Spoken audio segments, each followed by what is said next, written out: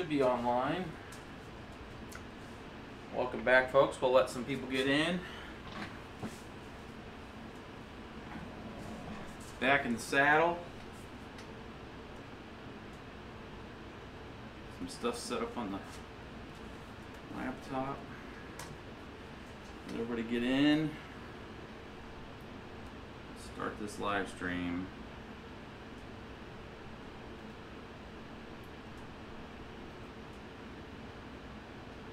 Out of the mix.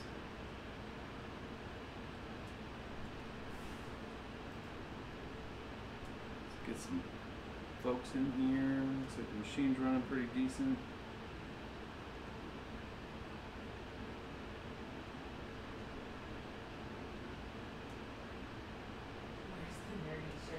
Where's the nerdy shirt? Yeah. It's in the laundry. Yeah, I don't have any shirts yet. My other ones haven't shown up yet.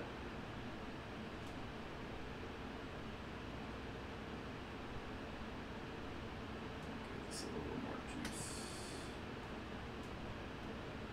What was that? Yeah. Alright, let's get in here. I should be able to see everybody and then we'll get started. Be a pretty quick one tonight. I mean, just kind of, I've been gone for a few days. I was trying to do some editing on that. It's going to be a vlog video. Hopefully I can get that out tomorrow. If I can get it the rest of the way edited. And you guys can see what I've been doing the last couple days. I was out of town. I had to do some work stuff, and then I was helping with a mining rig setup, actual mining farm setup, and got most of that working good. So been busy, super busy, busy in the day, busy in the evenings, answering emails. If some of you guys, I try to go through our Bits Be Trippin' Gmail account, and I probably answered at least 100 emails. Just answering people's questions and stuff, a lot of the most current stuff. So hopefully that's got us most of the way caught up. I mean, there's some stuff that was way old that I just didn't get to when we had a real big peak in June. There was just so many questions coming in that between myself and the few other folks that look at that mailbox, we just couldn't get to all that volume. But I looked at this stuff in the last couple weeks, seeing if it was current and it was relevant to what people were trying to get done. So we try to get those answered. So we do answer those. We do answer those questions when you guys send us. We try to. Hopefully, there's some people in the chat that's had some questions answered from us. Again, we don't charge anything for that. You guys just ask us questions. If we can get to it, we can get to it. We try to. A lot of that's just the service we try to provide everybody out there that's getting into this venture, or even if they're just doing it with one card in their gaming rig. You know, there's a lot more gamers that are reaching out and saying, you know, I've been listening and hearing, and I've been dropping a whole bunch of hate on all the different videos, but now I'm kind of curious of, okay, what's with this mining thing? It's not going away. So we answer some of those questions too, you know, so it doesn't matter who you are, we'll answer the questions. And, you know, hedge at night with your gaming rig. But we'll get into this. This is a 6-card build tonight. I kind of put the description of what they were down there, or what they are down there. And right now I got it hashing on simplemining.os. I don't know if I have a available Windows drive. We'll see how much time we have. We may throw the drive of Windows in here, and then you guys can see it running in Windows. But right now, this is just running Simple Mining. These are 3 gig cards. I'll grab a box, and you guys can see that. And then we'll kind of switch to the screen. We'll get into it, and then we'll get into some other question and answer. Slide over. Grab that. The cards that we're talking about tonight. This is a kind of I would call a simple build. It's 6 cards. It's using the Asus Prime Z270. This is the A, not the AR. This is just the A, and we'll look at some details here in a little bit about it. I'm going to be using this platform build for the next video if we can do it tomorrow. I'm doing some traveling for the weekend. Again, we're doing some Boy Scout stuff this weekend, so with the kids. But if I can get to it in the early, late-ish afternoon and do a quick one, well, I'll see if I can. If not, then it'll go to Sunday's video. But the video we'll do with this board and this build setup is going to be adding in the two M2 drives, PCIe adapters. These guys here, I'm going to pull some from a package, brand new. We're going to put them in there. We'll add a couple more cards that'll be on either tomorrow or Sunday's build. So the first part was getting this board in there, getting it installed, and then we'll go through the trials and tribulations of this fun. Both from a Linux and a Windows side. We'll throw Windows on a drive, and we'll go through that cradle to grave, because a lot of people have reported that they've been having issues with getting these to work. So we'll use this platform as that, but for tonight it's just the 6-card build. Really was just to see, there's been a lot of reports, and we actually have it with the rig back here. And if there's some time tonight, I'll switch over to that from just a video standpoint. We'll take it over there, and you guys can see how the 1060 3 gigs, those are ones that we've had for a while. Those I would say are suffering from the crappy memory that you can get from some of the 3 gig cards, where you can't get over 19 mega hash on the 1060. Those are all 13 of those are subject to that one. This one, unfortunately though, from the Gigabyte OC edition GTX 1060, these ones do not have the bad memory in them. These have the good memory. Well, they're not bad memory, it's just that you don't get as much performance out of them. These ones you do get the performance of. So the ones in the back there are the standard EVGA 3 gig cards. These ones are the Gigabyte cards, and these are the twin fan cards, single 6-pin on top. And these are getting, right now, you'll see here in a second, they're almost 23 mega hash. I think we can juice them up a little more and try to get 24 out of them. You keep looking at me. We got a super chat? Huh. I don't know if you can address it right now, but they want to know about putting the BBT miner in your startup. Can you cover BBT miner in your startup? I don't have Windows on this machine, but you can go to your startup folder in Windows. You could do a shell : I believe it's startup. Somebody can type in the actual command to get to your startup. But essentially, you need to make a shortcut of that. What I've seen is some of the questions I got asked to us was about that, of trying to get it into their startup, and people were dragging the BAT file. You don't want to do that. You want to make it in the Claymore folder. You just want to drag the startup BAT file and create a shortcut from it, which will give you another link, and then you drag that into your startup folder. So whenever you start up the computer, it'll fire up your miner. If you're trying to do it with the BBT multi-miner, and let's say you choose option 33, which is the holdable for Ubik, you would, in that shortcut link, if you edit it, and it really works a lot better if I'm showing you, but if you edit that link, inside the description it's going to have a path. At the end of that path, do a space and then put 33 and then save that link again. That just tells the shortcut to say, start this file, it's in this path, and go with option 33, and that just automates that part of it. But showing it's a lot better than talking about it, so we'll get to that maybe in the Sunday video. So this box here, again, this is just a 6-card rig, Asus Z270 Prime. This does have a i3 in it. I did finally get some new processors in, so I won't be, at least in the next few builds, doing i3s. I did get the G4400s. These are a lot cheaper. These things are down to like 40 bucks, $41, something like that on Newegg and on Amazon, which we'll link these down there too. These work perfectly fine. These are Pentiums. They are cheaper. They'll save you about $50 on every one of your rigs when you're building those. And then the ones that we can go with, if you buy the older rigs that have like the BTC Pro 2.0, do I have one of those one of those boxes available here? I don't see one right out of my grabbing view. Oh, I see it. It's too far. Those use the 1150 and the G1840 Celeron. This thing's like 30 bucks, $39, something like that on Amazon. $30 processor, works perfectly fine with that board. It's an 1150 socket. So again, keeping your costs down. You don't need a ton of memory. 4 gigs is fine. Using the ballistics, like in this rig right here, or this. I kind of stripped this one out because I was trying to. I had an i3 in this case here. This is our test case.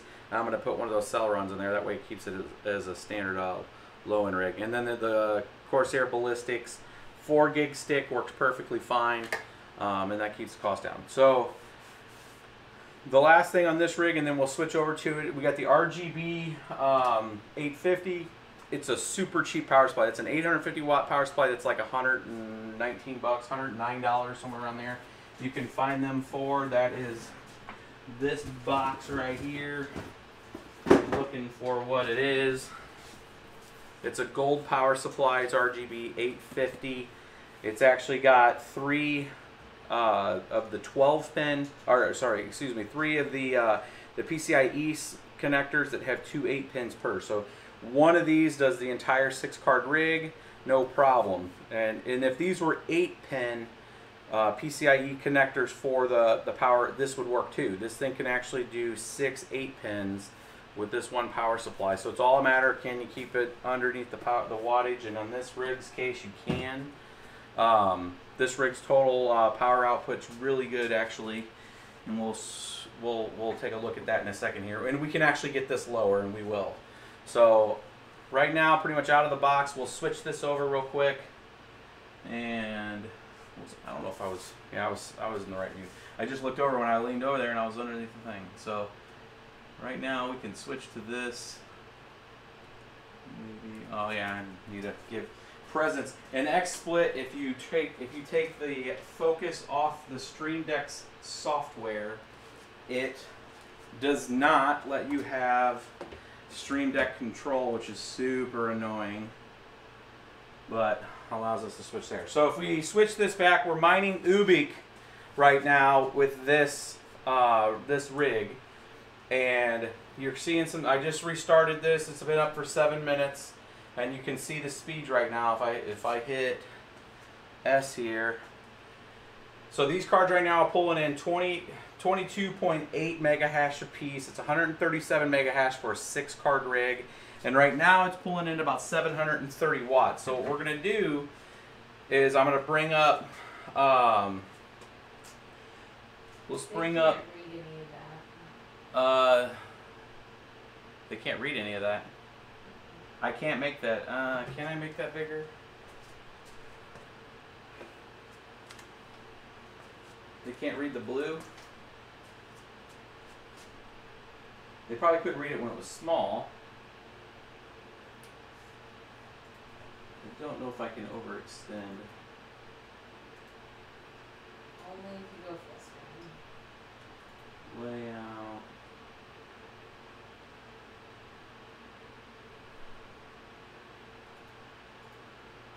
Let me see if I can.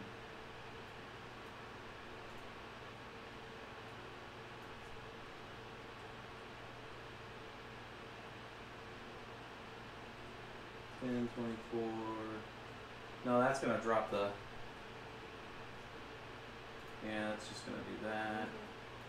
Yeah, I don't think there's any way. I'll look into seeing if I can expand it. You might have to go full screen briefly for this on this screen, and I'll see what I can do on simple mining, or not simple mining, but on XSplit. I should be able to expand that view right now, and without jacking up the settings. I don't want to try to jack that up for right now, but essentially if you go full screen, you'll be able to see that, and then you guys will be able to go back off of full screen to see the thing. So we're at 25.5, 22.8, somewhere around there at 720 watts. Now I think that's too much. It's not. That's not in DOS. That's in Linux, by the way, guys. So what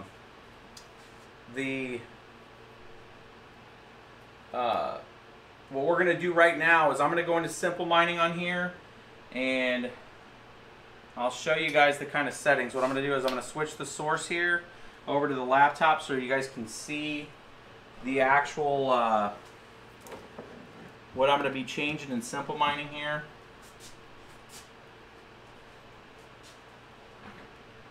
Should switch that source here. There we go. You guys see that source. So this is the box that we're looking at right now in simple mining, and there's the kind of output that we're looking at. And I went ahead and just for purposes, usually on our main rigs, our collection rigs, we have it on a different account. This is kind of the test account. So I went ahead and put the 13 card GPU on this account so you guys could see that too, because if we switch over to that later, but you can kind of see this. There's the Hynix memory 1060. So you can see the difference. You know, 22.9 1060s and then 18.5. So if people were wanting to know what that 13 card rig back there was doing, there's about its peak with stability and power. That's really kind of optimized power wise. We're looking just under 1200 watts for that entire rig, 13 cards. But I'm only getting 18.5 out of it. Now I can juice them up and put them up into the area of around 19.5, 19.9 is really the peak that I can get those cards at. But I end up using 1370 watts of power doing that, and it's just not worth it. 18.5 is about where it's at on that 13 card rig. And at decent temps, and right now I don't have that external fan, that other fan on it, so it's not it's keeping them in this, you know, across the 70s and stuff. Same thing with this. These things are running about 84. That's a little warmer than I normally would run them, but I'd have a different fan kind of behind this blowing on them and keeping them a little more cool.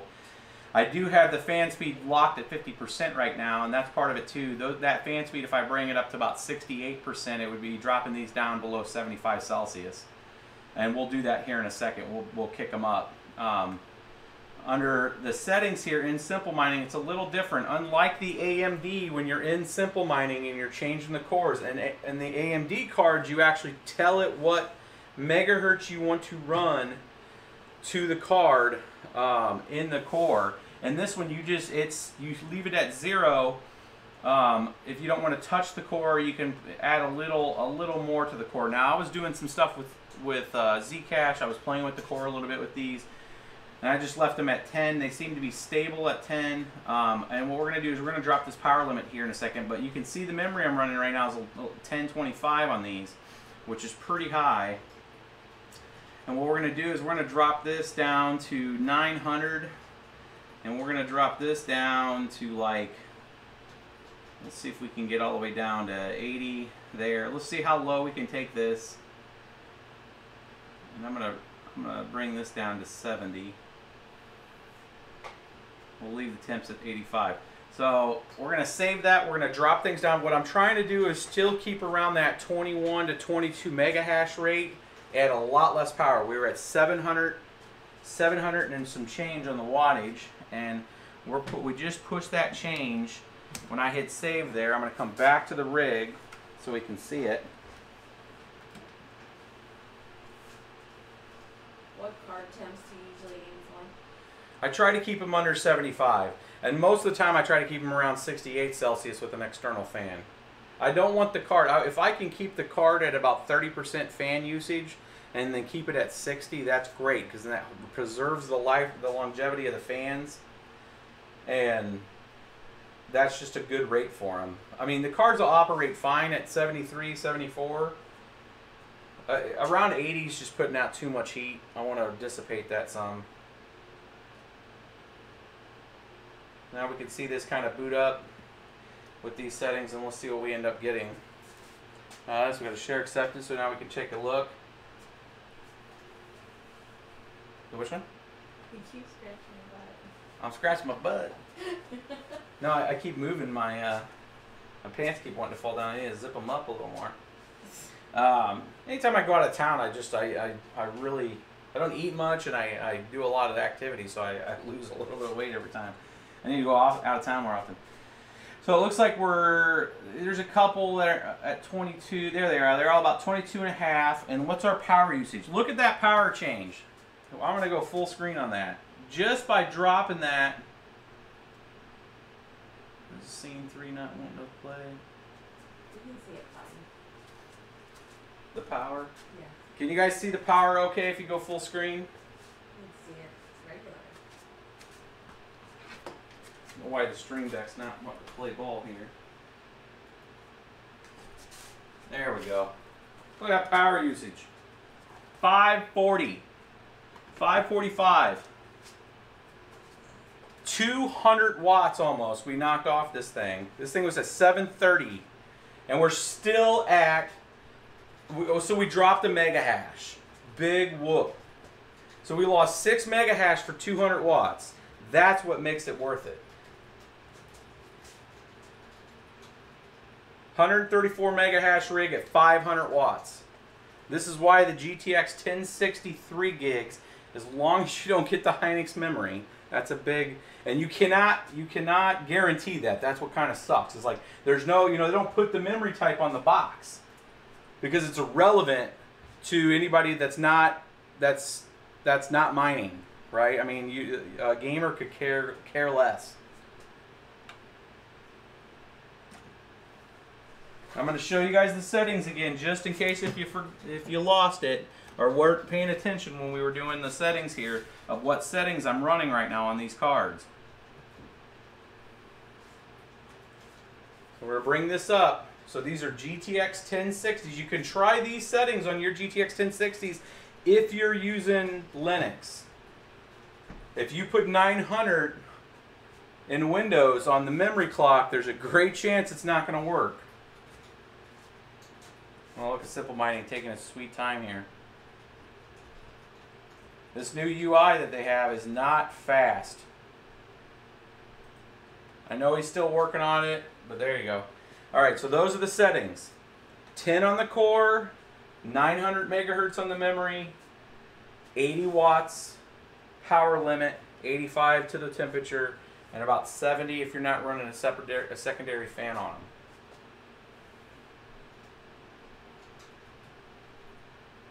Which I noticed the 70 is not carrying over to the UI. At least it's not doing it here. Let me try to refresh and see if it's just Simple Mining being Simple Mining and not updating my dashboard here. There it is. Okay, so there's the 70. You did need to do a refresh there. And we got one that's a little dipping below, but it probably jumps between 22.5 and 21.8. So you might have some little variance there. But look at the temps now. No more 80s. No more 75s. They're all holding because we're not powering. We're not putting so much stress on the card. We took almost 125 megahertz off the MEM, and we dropped the power limit from 115 all the way down to what, 80? I think that's what I just added on. Which now it's not putting as much juice through the card. Or it's limiting the amount of total power draw, and now it's keeping the temps down, way down. I mean, 50. I wouldn't even need to run those at 70, I bet. I could probably back those back down to 50, and those cards would be fine even without an external fan. So that's the key part right there, and I wanted to show you guys kind of going through just Simple Mining how much one little tweak and change can make a change on how much power you're using. I mean, that's 200 watts just right there. We're going to play with this a little bit more and see what else we can get out of it, and then we'll talk through some questions. Do some question and answer, and then we'll talk about maybe the Ethereum Hardfork stuff. And this was kind of a main point, is I just wanted to make sure people knew how to change some of this stuff. I'm not going to touch the memory. I like 900. If I take the memory any lower than 900, I'm just going to start dropping megahertz or mega hash. I don't want to do that. But I'm going to see taking this down to 70. I think if I take it down here, it's gonna drop to about 18 or so. Let's just go ahead and go to 50 and let's just see what it does. I don't think 50 is stable, but we'll go ahead and swap that. And what I'll do is I'll leave this in the rig, and then we'll stair step it back up as we're going back up to 80 power limit, and we'll just see what kind of power can we draw down versus how many mega hash we can still attain. 22 mega hash, 23. I mean, we could try to take it back up to 1,000 memory, but I don't think it's stable with that power limit. And a lot of this is just trial and error stuff, guys. Are there any cards that give you a bigger probability of getting Samsung memory?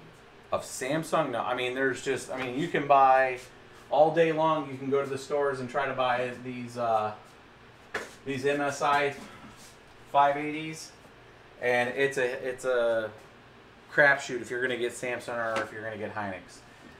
There's no indicator, because I've looked on these different UPCs and stuff, and I've looked for any kind of indicator change, and I've had Samsung cards and Hynix cards right next to each other, and everything looks exactly the same. It literally is what bin are they pulling the memory out of in the facility, and when they received more DDR5.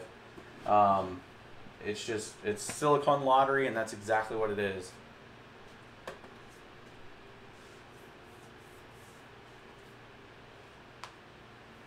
And a good price for 1063 gigs. I know that people have been asking that question. If you can find 3 gig 1060s as low as $209 sometimes out on the net. And I've seen a good price though is anywhere from $209 to maybe $240. That's the most I would pay on the 1060 3 gigs. I wouldn't pay any more than $240 because that's paying a premium. Mind you, these cards, when they weren't running a premium, were like $189. That was the price point on this. $189 to $200 is what the 3 gig 1060s were going for before the mining increase. So that was the MSRP price on those. The 6 gigs were $220, $239 were the 6 gig cards. That was the MSRP on those. And you would see them sometimes discounted to $219. So now you're seeing everything with about a $40 to $50 premium per card, which, you know, it's like an extra $300 if you're doing 6 cards. Now see, there's what we dropped down to. We dropped almost 30 mega hash total by dropping the power limit down, and we are at 400 watts. So we only dropped 100 watts, but we dropped almost 20% on the card's output. So that's not good. Of having that. And again, we're doing Ubik here, and we can try ZCash here in a minute if you guys are interested in seeing 1060s on ZCash. We'll have to do a few, we'll try to juice them up a little. We're going to use a little more power because we're going to be putting the GPU to work on that, but let's try to get these back up to where they're decent. And I'm going to put the power limit now at 65. We were at 80. Remember now, we are at 80 at 22.5 mega hash and 900 memory. So we're going to take the power limit up to 65 on this. It's going to reboot here in a second. There's the kill. Now it's rebooting. And let's see where we go power-wise. As you can see, it's just as it's queuing that piece there.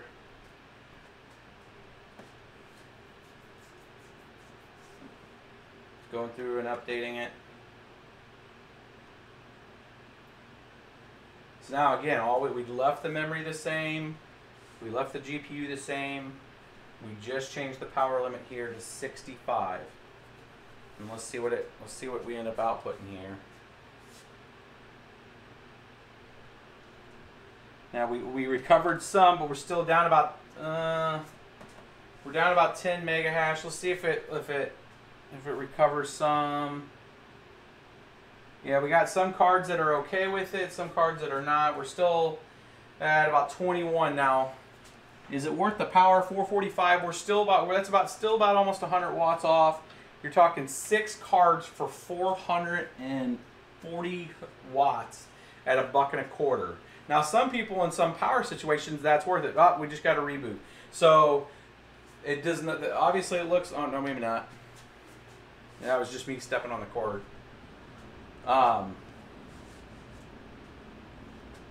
Yeah, I mean, I would do a long-term test on this. I would do a couple days to see if it would be stable at that rate with not feeding it that much power. But 21.6 and only using 440 watts full system, that's a pretty good deal. I mean, that's crazy talk. To give you guys a perspective, I mean, that's the speed of a 280, an R9 280 at its peak if you had it hashing like Ubik right now, like I'm talking like the Toxics, because otherwise you're at like the Vapor X's and the older cards, you would be using 1600 watts of power right now to get 125 mega hash on a 6-card rig with those kind of cards.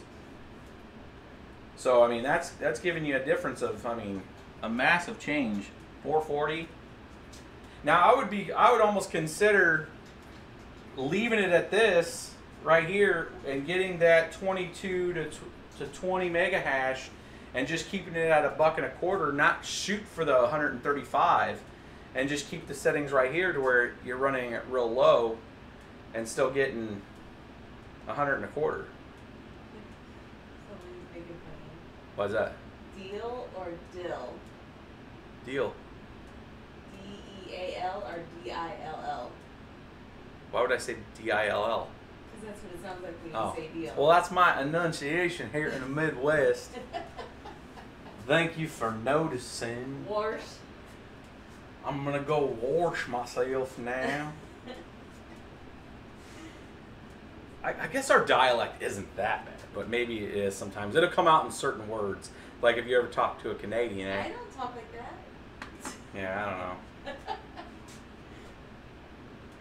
So, I mean, we're going to let that run for a minute, and we'll answer some questions. I want to see if it's actually stable, because if that's actually stable, that might be where I'm going to leave it. Because you're talking 440 watts is not much for a mining rig. I mean, that's really, really optimized power-wise. Again, that's with the gold power supply. One of the episodes I want to do, because since we have a range of power supply availability, I do want to test. So we get a rig like this set up. We're running on a Thermaltake gold power supply. I want to test platinum, titanium, silver, and bronze power supplies on a stable rig that we're very comfortable with, to see the actual, no kidding, from the wall power differences. A lot of people have asked us questions about, hey, is a bronze power supply okay? What is this? To see what the net change on the efficiency is on a rig. And this might be a good candidate for that. And if that interests you guys, let us know of trying something like that. It's a pretty easy swap. It'd be pretty cool, a pretty easy video. You know, I just have to make sure that they're really close. So I believe I think we have an 860 AX. So some of it's going to be brand package, a little differences. So, I mean, we'll see how much that really matters. But what I'm saying is like a Corsair 860 Platinum versus a Thermaltake 850, or 860 versus an 850. Is it going to matter between brands and packages, that kind of thing? But I guess it's really irrelevant if we're still targeting the same amount of power. But just to give you guys an awareness of what really matters, what's the differences on those draws. Let's see if we got some questions. Did I miss any super chats? Thank you guys for the super chats, by the way, the folks that did that. The other super chat that you got, Fox was very interested in seeing the M2. Yes. Yeah, that's why I put this this board in here. I did have before that the BTC Pro, which I believe I have in this package here. This is what I did have in there before. We had the H81 Pro BTC Revision 2. The real big difference on the Revision 2 and the original revisions is the originals had this 4-pin upright this way on this side. But Revision 2 changed things just a bit. But I had this in there running these cards, and I went ahead and just put the 7-card board in here. Another answer is if you end up getting the Asus Prime Z270 and you're only going to use 6 cards with it, the way we run them is I run them in all the 1X slots. I leave the 16X, the main primary 16X open. I've just always done that. Some people have asked us questions like, which one do you not use? Do you not use the one on the end, or what? I just always leave the main PC express adapter open. But this will allow us to go ahead and and add in the 7th card, and then I'm going to try to go ahead and add in 2 of the M2 adapters. Now obviously for Windows, I'm going to have one of those cards as a different type of adapter, so we'll put an AMD card in with it. We'll do it on Windows and Linux to show you guys that. Do you keep your crypto in the exchange or a wallet? Which feels most secure to you? We keep our big crypto in an offline wallet, so it's essentially a wallet that the coins get sent to that are not bound to anywhere, not even a hardware wallet. So it was just, I have the private keys and it's left offline. Crypto that I move around and do stuff with, I keep in a range of things. I keep some in my Ether wallet, which is MetaMask, Jack's wallet on my phone. So those are really kind of main key areas, especially with Ethereum. And then any of the ERC20 coins, you know, with like MetaMask or you know, my Ether wallet. Like if you're going to participate in ICOs and you want to get the ICO tokens, you need to be using something like MetaMask or my Ether wallet, where you can go in. I like MetaMask personally for that, where you can go in and add those ERC20 tokens when you get the, you know, when you exchange Ether and you get a token in response to that. That's how that works. So for those, I use that. I mean, some of the other stuff, I don't use too many full client wallets where like you would download the entire blockchain. Just the only ones that we have to usually do with that are like really new coins that just haven't had the time or money to put together. You know, like music coins, stuff like that. That just, you have to use a full client wallet for them. That's the main thing. I don't use too many like web browser like other companies like blockchain.info's wallet or anything like that. Total pool present and counted for. I tell you, Ubik on hold pools it's the second largest pool now.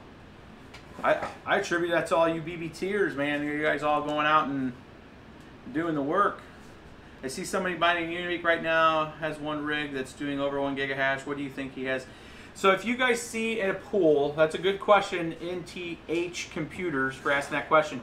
That isn't that they have one computer doing that. What they have is they have not designated, if they had like, if I had like 3 of these or 4 of these computers right now mining against that pool, and I did not individually tag those, you know, as though I'm just sending them to that same wallet. So it's pooling all of their power and then making it look like on the pool that that's a single unit. It's not a single unit. They just did not specify each rig separately. So if you just send everything to one pool and don't specify anything, it's going to look like you have one really awesome rig. So it's all, yeah, essentially all the same worker name. They want to know your thoughts on the Ethereum thing that you mentioned in the title. So the Ethereum Hardfork. So officially, unofficially, I think it's official now. I just see a lot of the text out there. A lot of the sites are reporting that it's official. I have not personally validated by looking at the development forums and looking at the EIP that's in reference to the stuff that's going to go in the Metropolis fork that's about to occur on September 24th. But if we're going to talk about what's in there, from my understanding, from my limited research of what's going to be in there, is really kind of 3 main things in the Metropolis fork. You have essentially the implementation, the first implementation of the, I think it's ZNK Snarks, which in a nutshell is just a new level of functionality that allows more anonymous transaction efforts. So you look at a lot of the currencies and coins that take advantage of specific functionality to keep certain transactions anonymous. The groundwork is being laid in this next release to allow Ethereum transactions and the Ethereum developers to start coding mechanisms in place to start adding more you know, anonymous features into the transaction stuff. So snarks are getting added, a range of other enhancements that I haven't really looked into in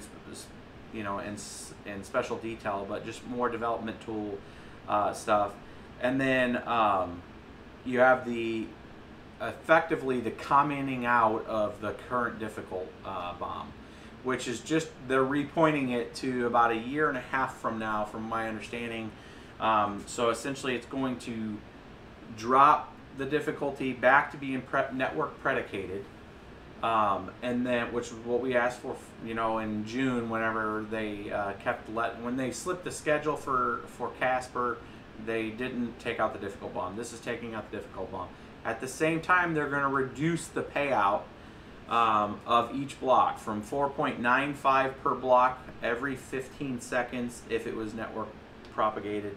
Right now it's like 22 seconds. Somebody can look up what it is right now. I think it's like almost 22 seconds that a block comes out. It's going to go back to 15 seconds, but it's going to be at around 3 and some change. I don't know the exact number right now. I haven't looked up exactly what they're going to drop to, but it might be 3 coins. So they're going to go from 4.95 down to 3 coin distribution. So net what happens? It's somebody out there's probably done the math to figure out what the mining hash power difficulty is, what the artificial, and I'm doing this without my whiteboard. I really need to put like a mobile whiteboard right here. Essentially, it's like, if you can think of a chart, it goes like that. Right now it's going like this with the difficulty and then where it should be. They're going to snap that line back down to where it's propagated by the network hash power, which has still been going up exponentially. But when they drop it to 3 units per block, what essentially is going to happen is it's going to kind of nullify any kind of output effect that we're going to see by a difficult adjustment. So those are going to happen at the same time. So it's going to look and feel like nothing changed, besides the fact that blocks are going to come a little faster now, which means the inflation to the network is back in order to where, you know, there are at least payouts every 15 seconds versus 22 seconds. You would think, oh, that doesn't matter, but it does add up. You know, 7 seconds per block over a long period of time is quite a bit of Ethereum that's not being distributed, you know, if being compared to 5 coins every 15 seconds. So now we're going to be at 3 coins per 15 seconds. So then I posted out there that that's fine. I mean, it's their decision to drop the assurance on the network and the block reward. As long as we understand the rules of doing business, you know, mining and the market dynamics will adapt. And what I mean by that is every Bitcoin halving, if we take Bitcoin for an example, when you reduce the assurance of the network, when you reduce the block reward, the market dynamics of always, agnostic to politics, agnostic to network BS, agnostic to all that, the market dynamics of supply and demand have always adjusted price. It's given people not the illusion, but at least the speculation that there's less. When you have it, you've lessened it. And that usually drives up price. So at the net of this, we know the plan. That's the first step. Good. We know that they're moving proof of stake out at least 1.5 years. That's what's going to be coded into the actual Ethereum blockchain. That gives us a level of confidence from being a miner that if you're making a contribution, you're actually building new rigs, that you have, at least from an Ethereum standpoint, some more runway. So that's going to give more confidence too. And then you have an assurance decrease, which just means that your block rewards are decreasing, thereby the supply is going to be lessened on the inflation side, which should theoretically drive up price. So why it does, people can argue that it does make some of the early adopters more wealthy because it drives up price. It's still, at the end of the day, if you are a person that's mining it and the price goes up, your profitability, your payback on your rig and all that stuff should work out to be still okay. I mean, the fact that you can still mine and still get all your return in a year right now, if you build a rig like this and you're looking at let's say these were at $250 a piece, you know, and you know, at $250 a piece, 4 of them's $1,000 bucks, and then you got 2 more, that's $1,500 in cards. You got another probably $250, $300 in parts of other stuff. You're talking $1,750 to maybe, after you pay taxes and stuff, maybe $1,900 you get a rig. And that you're talking an ROI, even right now with the way everything's at, you're still talking within 6 months, 7 months. It's just, you usually don't make that in anything you guys do. I mean, these ROIs were better than what we were mining when we were doing script 3 years ago, 4 years ago. We were getting $3 for a Litecoin. So there's still a lot to be, if you're into this mining stuff, you know, if you're just a gamer and you found our channel and you're like, oh, what's my card do? You know, you can participate. And that's the key thing, is you can participate, get some coin in your hand, and that's a good thing. So hopefully that kind of answered it. It kind of went long on it. I thought I saw some... yeah, I'll backtrack for you here. Okay. The first $5 super chat we got was from Sean Cox. It was, what size PSU would you use for 8 XFX RX 580s? He has two 750-watt hooked up to 4 cards right now, and whenever I try to dual mine, it dies. It's probably dying because I'm not... So the thing about dual mining, and it depends which 750s he has, but dual mining puts a lot of... It will put a lot of strain on your card. So, and it pulls a lot of amps. So if you're having... If you're having a machine shut, go to 2. What I would say is go to 2 cards on the 1 power supply, kick on the dual mining, see if it kicks off. And if it is, then you're not pulling enough amps on the rail. Make sure, you got to make sure that you're not doing one of these deals to where you have a single, you know, a single strand powering 2 cards.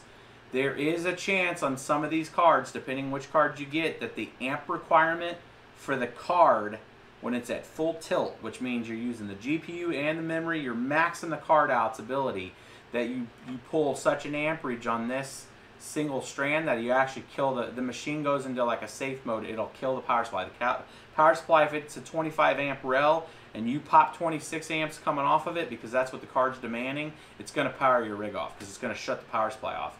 I would try it with 2 cards on 1 power supply, dual mine, see if that happens. If it does, your fix on it is you got to drop to just one of these rails per GPU. And you might not have enough. If you have 8, you're probably going to need a 3rd GPU or a 3rd power supply. And it's, again, it's not because you don't have enough of the rails. It's none of that. It all has to do with the amp that's being required by the card when you're dual mining. When you're doing it just single, you should be fine doing the daisy chain and all that kind of stuff. It's just you're demanding a lot from the card when you're dual mining. Okay, the next one. Bob Saget, that Pro BTC board, box being upside down is really bugging the crap out of me. This one? Oh, I didn't even see that. It's freaking the internets, man. I know. I hear you, bro. I'm fine. I'm fine with a little attention. Caught it. I got so much stuff. You know, I do this, guys, for a couple reasons. One, usually I'm trying to look for boxes when I'm talking to you guys. And secondly, I have a real big mess up there, and I'm just hiding it. All right. And then Robert Orth. Can I mine ETH and Ubik on my 11-card rig at the same time? No. They're using the exact same... there's the same algorithm, so they're both doing stuff. So if you actually launched... He says this is Bob from Indy. You know which rig he's talking about. Yeah, Bob from Indy, yeah. If you launch... If you could... Because in simple mining you can't, but if you had Windows open and you launched one miner and you had ETH and you went ahead and launched it again and put it on the other, it actually would drop. They would drop to where they're doing it every other cycle, and more than likely you're just going to end up crashing both miners. But it essentially the graphics card is going to look at it like, okay, you're giving me a lot to do, so I'm going to do this first and then I'm going to do this, and it's just going to keep bouncing between the two. And essentially you're getting nowhere, because both, if you have a 30 mega hash card, it's essentially going to drop both of them to about 13.5, because the other 2 that you're missing mega hash is the fact that the card, it's got to sit there and cycle. So you're essentially having it. So you can't mine something that's the same type of algorithm just because it's doing the same work. The main reason why you can dual mine other things is because The graphics card is post-processing a lot of the, so on every clock cycle as that GPU's working, with Ethereum it's putting a lot of that stuff in the actual graphics memory, and it's sitting there reading the DAG files like a database, and it's in that cycle that it's doing that hashing with, it gives it enough clock cycles. It's actually not threading out that GPU. It's not really hard on the GPU. So what people have done is said, hey, I want that GPU to work. I want to be able to give that a thread or a few threads and say, go do this. And that's where you can have like Saya, which is heavy GPU, Library Coin, heavy GPU, Pascal Coin, heavy GPU. ZCash is kind of both heavy GPU and on memory. It's kind of both. So that's why when you're doing ZCash, you're just doing ZCash. You're not dual mining with ZCash. But that's kind of how the very basic dynamics work on it. The Ryzen logo's crooked. we're getting technical. There we go. Yeah, they said they're scanning all your boxes now. Freaking out, man. The world is not correct. I need therapy after this live stream. That's funny.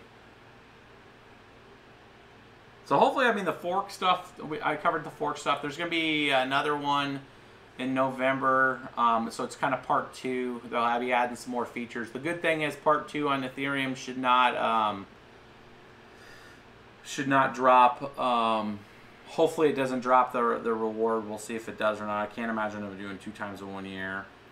Can you tell us what you know about the ETH hard fork concerning the price? I mean, Robert, the only thing that we can think about the price is if you reduce the assurance. All I would say is it's really hard to use past performance of anything to forecast future. That's pretty much what all price models do in general. But if you look at situationally what happens when you have something, and if you look at in this space, which means in the cryptocurrency world, what's happened is when there's a roadmap and people understand that things are going to happen, people prepare for it. If ETH is going to reduce its reward, then it's a lot like Bitcoin's halving. Bitcoin's halving is on a schedule. You know that's going to occur. You can prepare for it if you're buying into mining. You can figure out that, okay, I can mine for another 1.5 years and there's going to be another halving. What happens if the price stays the same? I lose half of my revenue. You can start to figure that out. So, and then the people that are just speculative buying on the side, see, oh crap, this is becoming more rare. I better get it before it goes up in price because it's going to be less. So all we can speculate is that at a minimum set, whatever the delta from 4.95 to 3 is, if that percentage change is 40,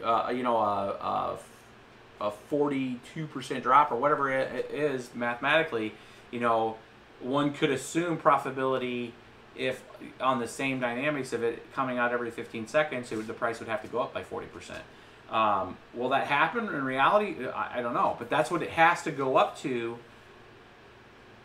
offset the change. I mean, if it doesn't, then it's essentially a 40% cut for everybody. But this is a unique set of circumstances because right now we're already running a deficit on what it should be. We have a difficult bomb that's been running up the difficulty and dispairing the actual output of Ethereum right now. I mean, we're running a 22-second block time and 4.9 tokens. So, I mean, we're already running a 20%, 30% forced,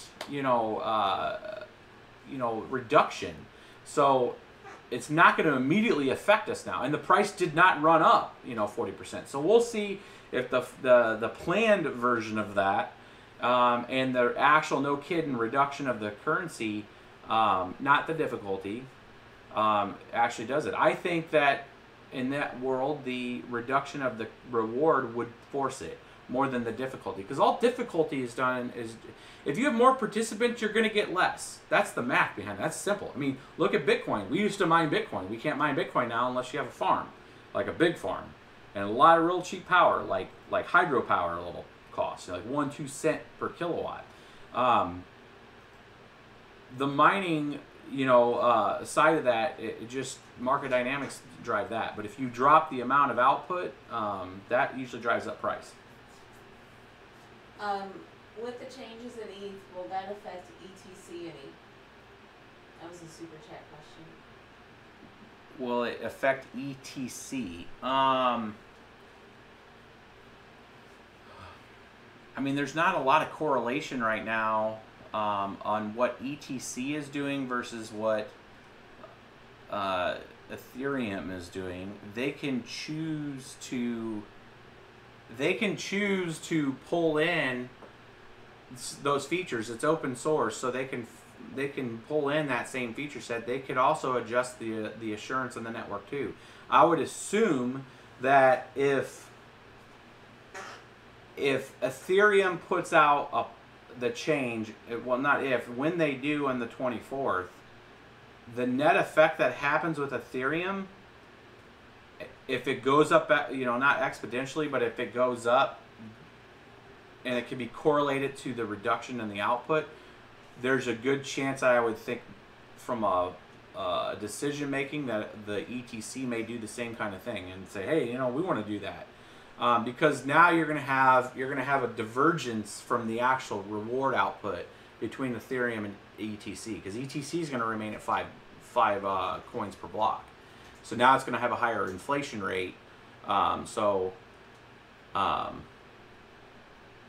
You know, for ETC to try to remain competitive at a you know, at 5% value, 10% value of Ethereum, I would think that's going to have to follow at least a reduction.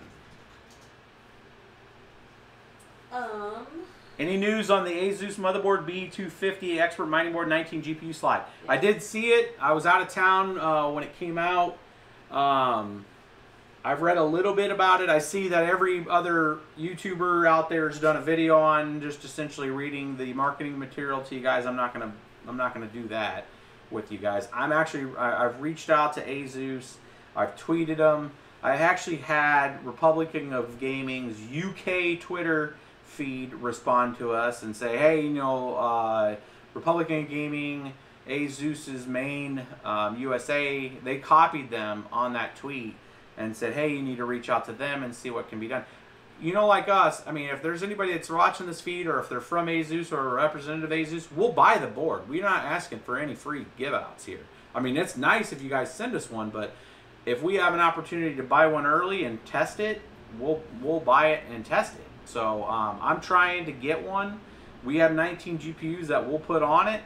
And we'll do a nice deep dive, and just like we've done with everything else, you know, I know you guys. There's a special crew that likes the produced videos. We used to produce a lot of videos. I was doing vlogs and stuff like that.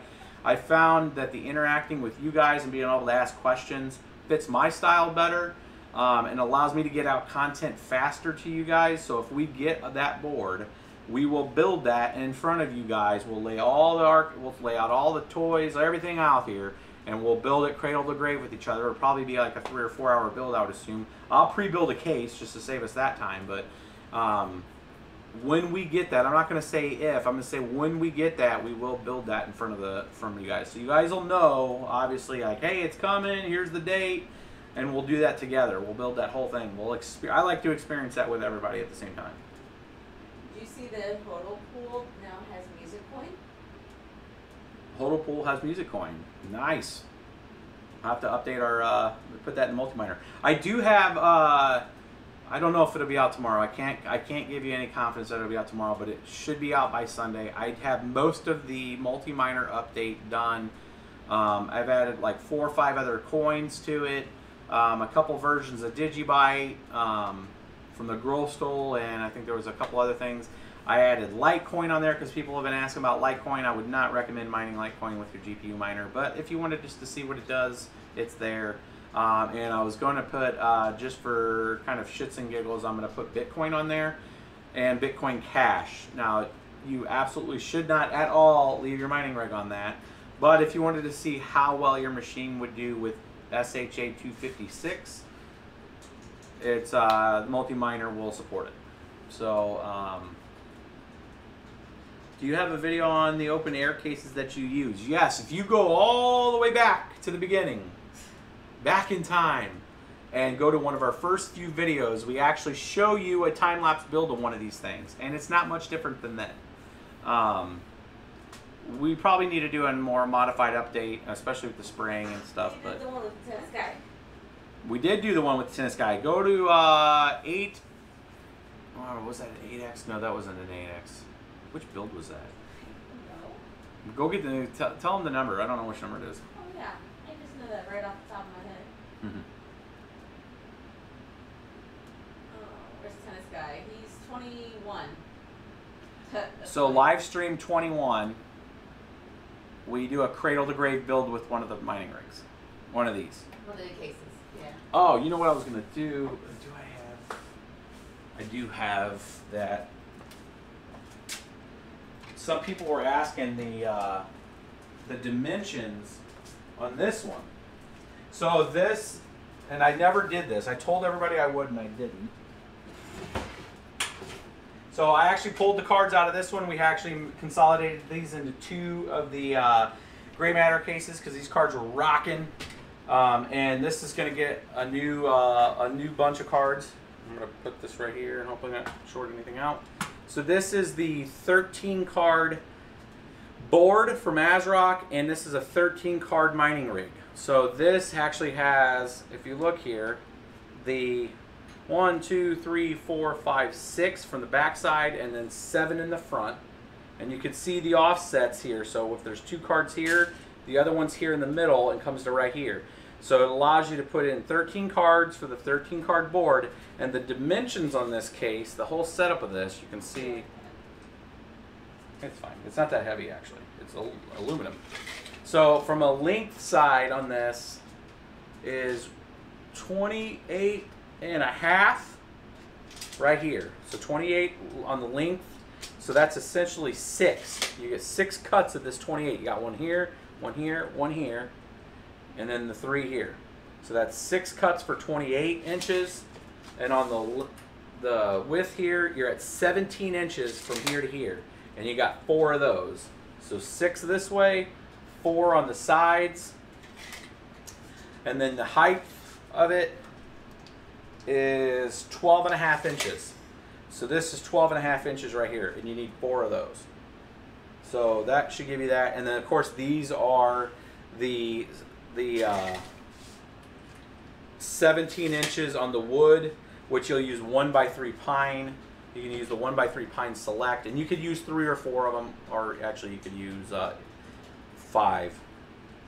Because I needed to put the other one right there in that spot. It's just we didn't really need it there, but if you're going to put a couple power supplies on both sides, you'll need that. So we'll put those to... Before you put that back, since they're in OCD mode, the 3D printer pad that's crooked back there. Are you freaking serious? They said free it. Set it free. Yeah, I put this 3D printer back here because I was going to have it doing stuff when I was doing some of my videos, and I just haven't set it up.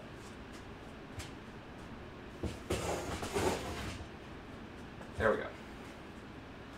So that's the length on that one. And since we got the tape measure here, same kind of case.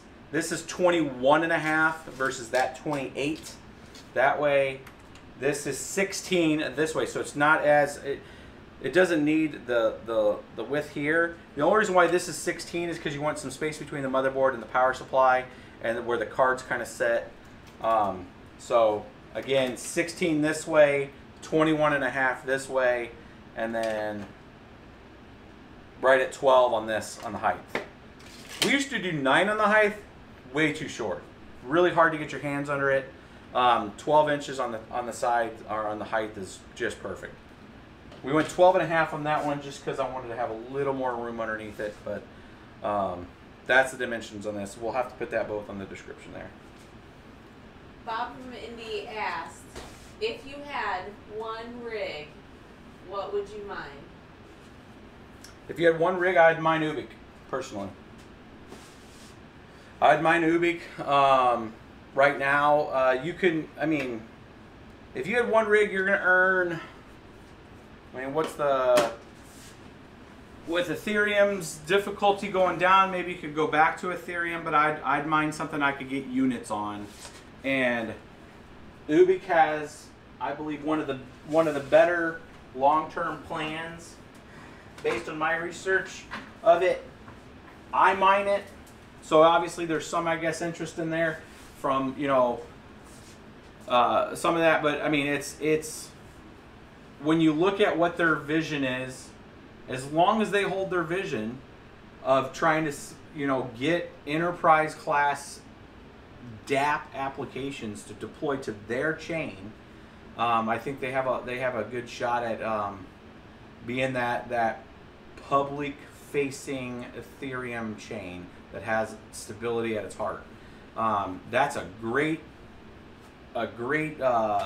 vision to have in the world of DApp creation from an Ethereum blockchain.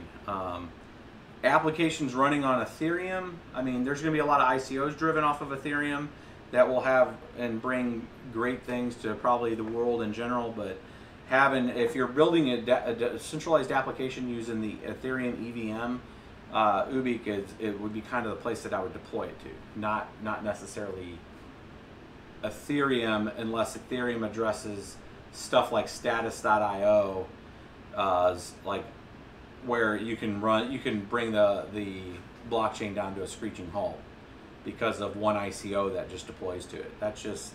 That really kills it for an enterprise production platform. You can't have those kind of things happen, and you need to be able to maintain and control that. So if you have what the natural order of things will be, Ethereum introducing a feature set kind of like the Lightning Network, or something that's like it, that allows business related traffic to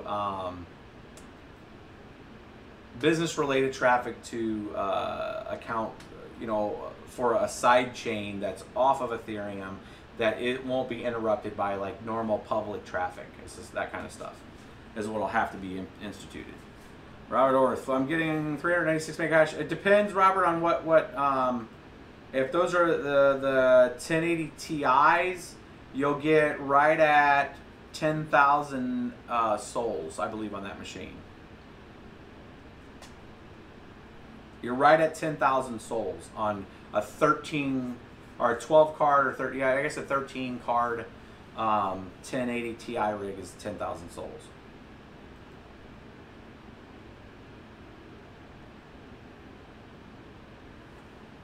Because 10 cards would be 7,300, 7,500 souls, and then you add another 3 cards to that.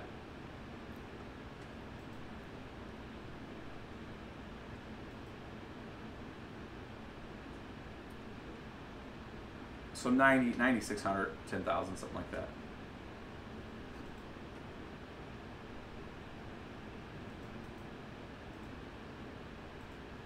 You got any more questions? I really thank you guys a lot for those super chats tonight. You guys have been awesome. We do appreciate it. We do use those things to get more stuff for the show, getting different cameras. I did get a couple cables for my GoPros, and those are coming in, so I can start to use the GoPros for my side cameras here and get better shots. I have GoPro Hero 5s, the Hero Black editions, which should be nice and crisp, a lot more crisp than this little Logitech thing that I use, and we'll be using that. I'm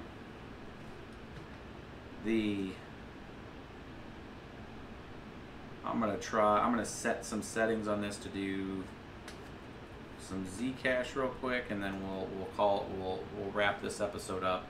I told you guys I'd do some ZCash on this.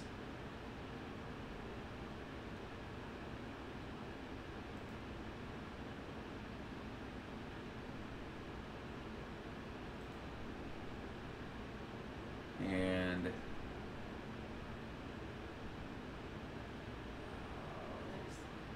1060, and I'll take any more questions you guys have before.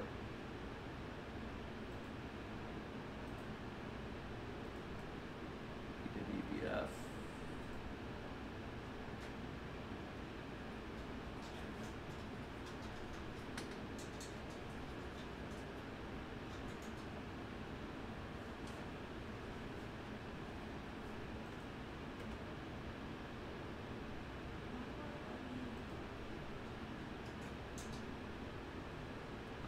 I just pushed ZCash to it. We'll test ZCash real quick, guys, and then we'll start to wrap this up unless you guys have some other questions.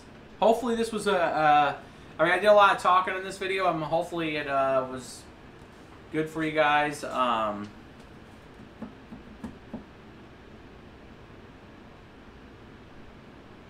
reading some of the questions. So, hi, great channel. Big fan of your work. Thanks, brother.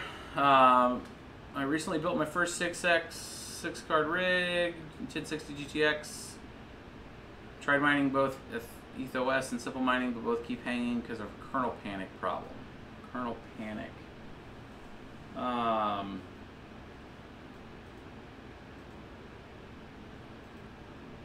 Which motherboard do you have and processor? And you, just send us the details. Who is that? Sashvat? Sashvat? Send us the details to bitsbetrippin@gmail.com, and we'll see if we can help you out, buddy. What kind of hash power is out of 1066 gigs? The same what you were just seeing. About anywhere from 18 to 24, depending which memory you have. Thanks, Jared, for that, buddy. Love your stream and want to say, just say I'm a huge fan and showing my love and support of your channel. Thank you much.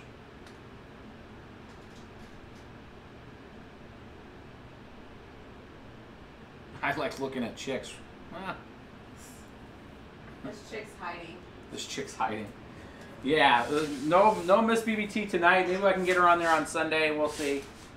Yeah, after spending 3 days at camp, that sounds great. Yeah, that sounds great. She's gonna be on the internets. Watching Game of Thrones, crying.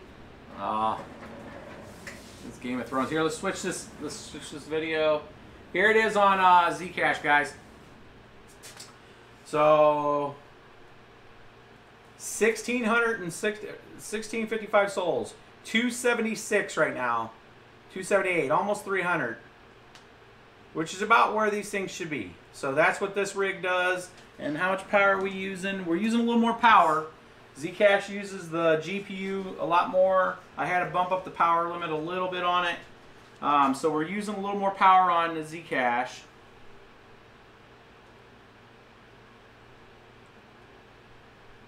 John Smith, yes, I did get a copy of Pimp OS. I did buy that last week. We will do an episode on Pimp. And I'll cover it both from AMD and NVIDIA. I do have an AMD rig back here that I'll be using for that. A 9, is that a 9 card? 1, 2, 3, 4, 5, 6, 7. That's a 7 card.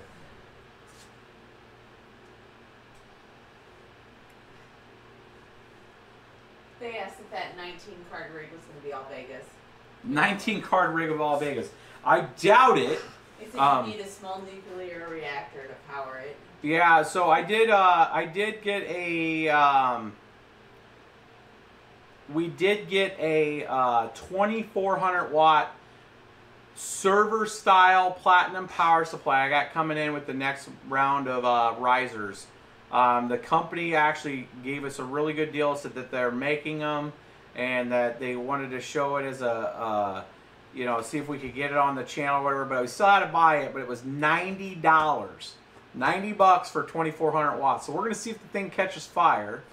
I do have some 390s that we can throw at it and see if we can juice it up and see what it can do. But it's a 2400 watt power supply and looks like it'll support up to by itself 14 GPUs. So we're going to see if it's okay. Oh, we got a reject. GPU3 rejected. That happens sometimes. Every once in a while you'll get a reject. It was working on work and said no because it got new work and it dumped out whatever GPU3 was still working on. ZCash or Monero? ZCash. It depends what you're mining. I mean, Monero right now is still, I don't think, very profitable, even with its bump. What programming is it used to see sensor errors when testing your cards? Hardware 64. Hardware Info 64. HW Info. If you look up HW Info 64 on Google, you'll find that tool. that we use in Windows. Didn't see if you're getting GPU errors. David Blaney.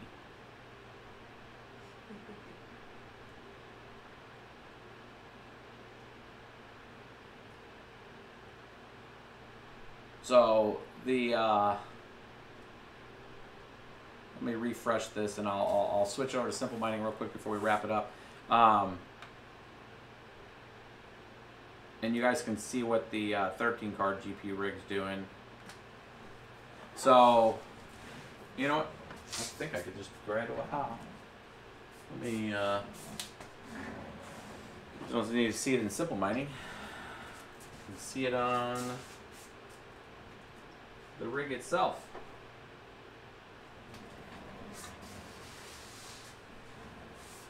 Maybe. There it is. Cyber doesn't want you to tell anybody about ZCash. No. Because Sorry. it doesn't exist. So there's the 13 card GPU rig. 3,430 souls.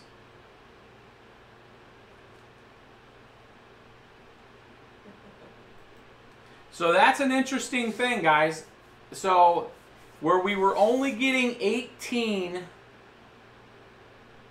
this is a good point actually to make. Oh, it's big. Yeah, well, it's big. Eh. Stop. I'm leaving it. You said it. I'm leaving it. So as you guys can see there, I want to make this point and then I'll switch back to it so you guys can see that video. Those cards right back there were only getting 18.5 Ethereum performance because it's very predicated on the memory type for those cards. Those are 3 gig 1060s. These are 3 gig 1060s also, but have different memory that boasts a little more better performance when it comes to Ethereum mining. That's why they're getting 22.5, 23, depending on what we juice them to.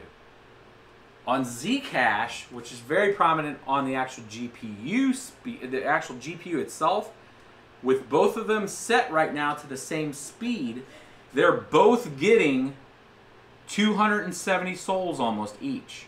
So you're gonna get more performance. If you buy 1063 gigs and you're like, son of a bitch, they got Hynix memory and they suck on ETH. If you throw them on ZCash, you're getting the same performance as a card that has, you know, different memory. So we're getting 3,400 souls right now on those 13 GPUs. They did not take a performance hit. And that's kind of a good point, and well, I'm going to definitely have to put that in as part of the thing to everybody to show that that is super relevant if you get shitty cards, that it is super predicated on what you're mining. Robert sent another super chat asking if you could, how much would you charge per hour of undivided phone class to learn how to change coins and other issues while editing text in the programming? Yeah, the one card, I'll answer that one second.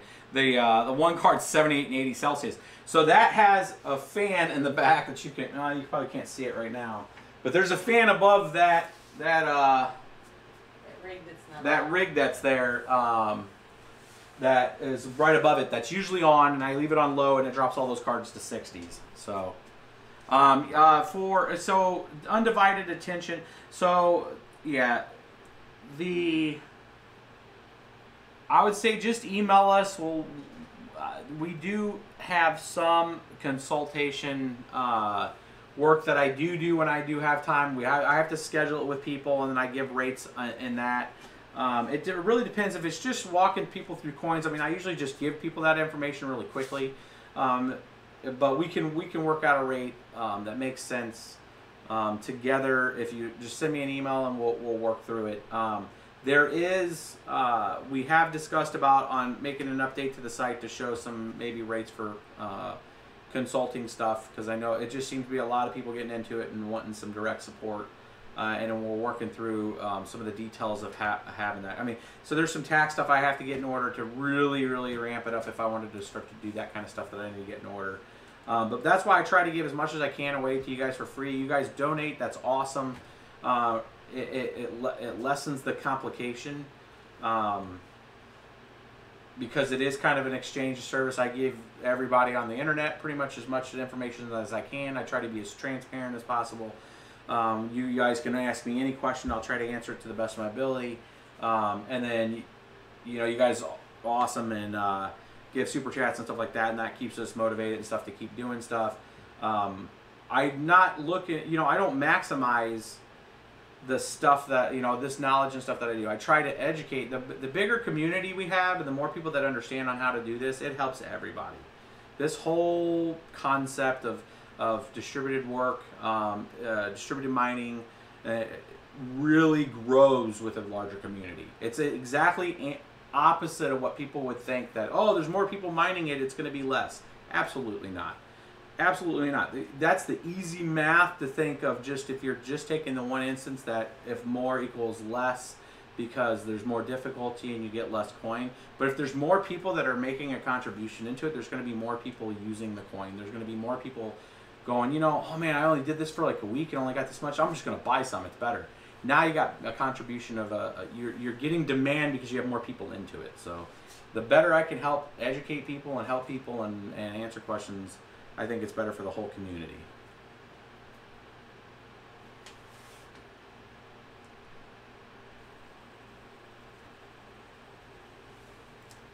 All right, guys, I think we're at 1 hour and 20.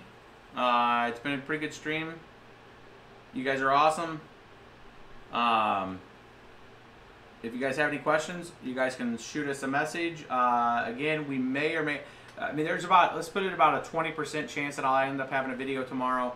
I will try to get the actual produced video out because that's easy to just ship. That's a vlog video for the last 2 days of, I went down to Galveston and Houston area.